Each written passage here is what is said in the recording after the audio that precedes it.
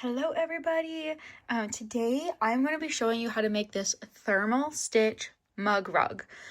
So this is what it's going to look like when we're done. It is super cute, and it's going to be so you can put like a cup or a mug on a rug. Now you can see that my mug is a little bit thicker than my mug rug, and you can make it to whatever thickness you desire. My mug is actually rather large. Alright, so things you're going to need.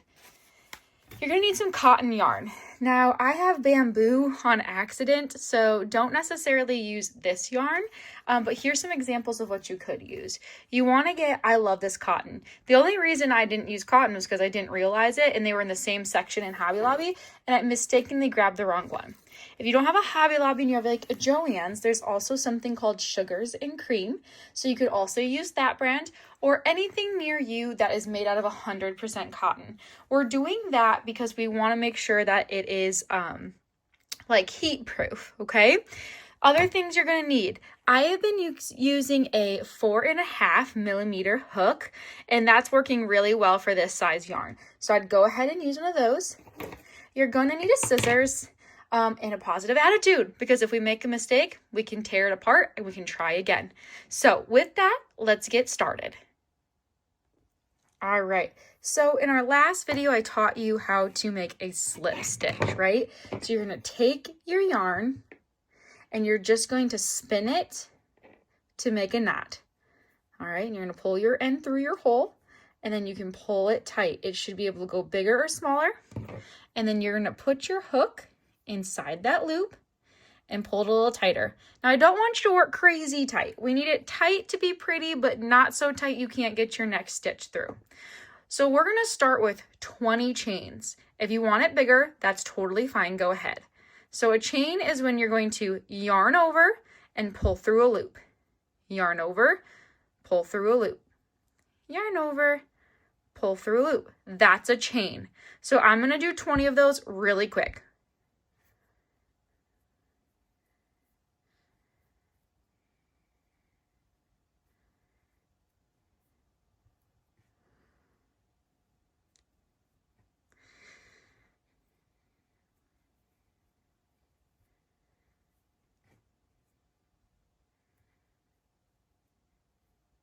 All right, so there's my 20. It should be a very dainty little line.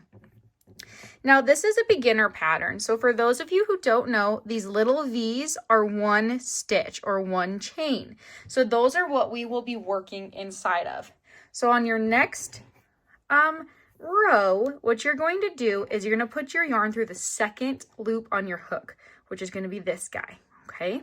So you're going to go through, yarn over, pull through, and you should have 2 loops on your hook. Yarn over one more time and pull through those 2 loops. That is called a single crochet.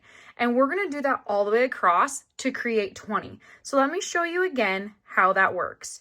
You're going to put your hook through your chain, yarn over your hook, pull through your chain again, and you'll have 2 loops on your hook. All right? Yarn over, and you're going to pull through both of those, okay? Now we're going to do that all 20 times. So meet me back when you get that complete, okay? All right, so now that you're done with those very first single crochets, you should have 19 of them when you end. So we chain 20, and then that very first stitch we skipped for that next row. So you should have 19 little V's on the top here. So if you count yours, it should be 19. Now, if yours is like this, that means your tension is too tight.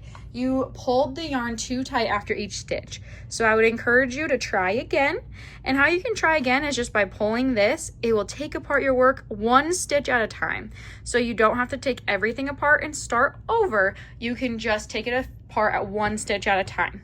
So now if you're ready to move on with me, we're going to crochet the next row, which is going to be the exact same for the rest of the mug rug until the very last row to finish off.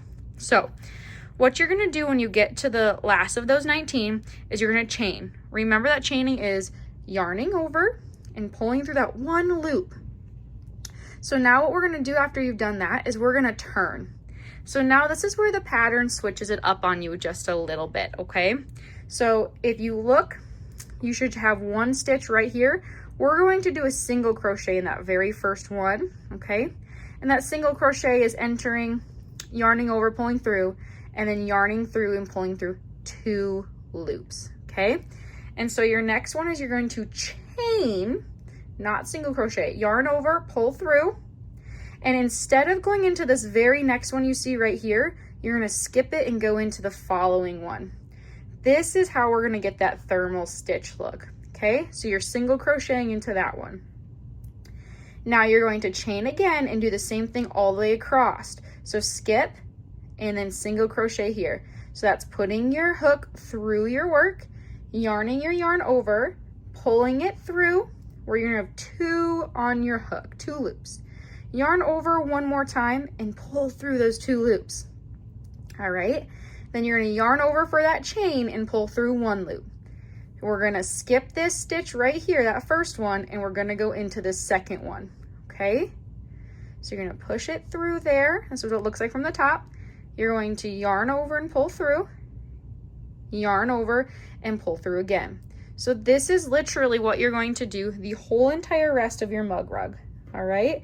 So you're going to continue doing that. And at the end of every single row, you guys, you're going to chain 1. So that's important to not forget that part. So skip, go through, yarn over, pull through for a single crochet, chain, skip, single crochet. All right, we're getting there. Chain, skip, single crochet. I'm just gonna do this one row with you guys and then I'm gonna let you go. So chain, skip this one and go into this one, all right? That's a single crochet. So now when you get here, you're going to chain and you're gonna skip and you're gonna go into this end piece. Sometimes the ends are the hardest part because they don't really look like a stitch, but they are. So make sure you get all the way through and then you're gonna go like this. All right, so this is what we should start to see right here. And when you, oops, I'm sorry, I just hit the camera. And when you go like this, it should lay pretty flat. So I've got a little bit of tension over here that should settle down as I keep going. Okay, so now to go to your next row, you're going to chain. All right, and turn your work again. So you're going the other direction. So now that you've chained in that first one, you're going to crochet in the chain spaces. So this one that is not a stitch, it's just a chain. You're going to single crochet in there. You're going to chain 1 and you're going to single crochet in the chain spaces. So you're going to skip your stitch and go into the space that is where you did the chain the last time, okay? So you're going to chain 1 and then you're going to skip the single crochet one and go into this space where the chain was. It's a little bit of a bigger space. So as long as you're skipping a stitch, you'll still be on track, okay? All right, so skip this one and go into the chain one. Can you guys understand what I'm doing? All right, so single crochet we skip and we go into this space that is the chain space. All right. Now, if this is a little bit too advanced right now for you, that's okay. Instead of chaining and skipping a stitch, just do single crochets back and forth and back and forth. There is nothing wrong with that. In fact, I did that on my last one and it turned out really pretty. So this was my last one with no skips and they were just single crochets back and forth and back and forth. So if you just need to practice your single crochets, go ahead and do that. There is no shame in that. So I'm gonna pause the video and then I want you guys to keep going and I will go ahead and follow up with you here in just a minute. Alrighty guys, I'm back and I'm halfway done with our project. This is what it should start to look like, okay? So what you should be noticing here is that there's these little stitches, these little lines. That is those points. Sorry for the dog here, my goodness. That are the points where you had put the single crochet in the chain space. So if you notice, they're starting to line up a little bit. which is great. So that's what we're trying to get to in the end. Okay, you can see how it's starting to replicate. So you're going to go ahead and you're going to do this for as long as you want the mug rug. I think mine is like 20 rows long, maybe even a little bit longer. And we can count by counting these V stitches. So 1, 2, 3, 4, 5, 6, 7, 8, 9, 10, 11, 12, 13, 14, 15. And then with my two ends, mine are 17. So it kind of just depends on how you crochet. So mine's almost 20.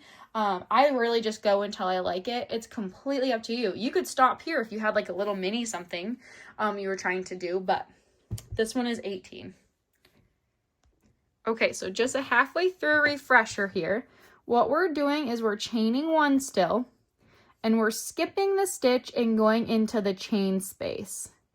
And in that chain space, you're still making a single crochet. So chain, skip, go into the space.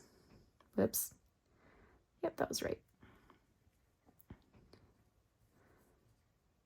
Chain, go into the space, single crochet, chain,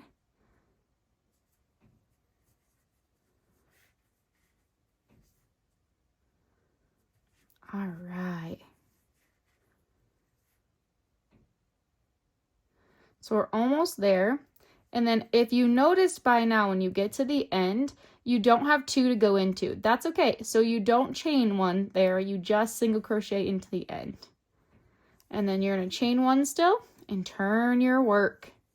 And then you're going to go into that first one, just like you've been doing. Chain. And then you're going to keep going. Okay? Let's meet back here when you're done and ready to put on your ruffles. Before you're ready to put on your ruffles, I forgot to tell you, you're going to do 1 row of just single crochets. Just like you did that very, very first row where you single crocheted across, you're just going to do 1 row like that, okay? And then when you get done, you just make a small knot. So once you've done that, we're going to make these little ruffles. What I do is I make them kind of long, okay? And then I fold it and grab it. So I do this and I do that twice and bring it back through.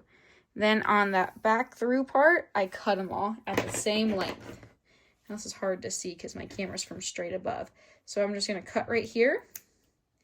And then I'm going to cut to make sure these ends are also cut.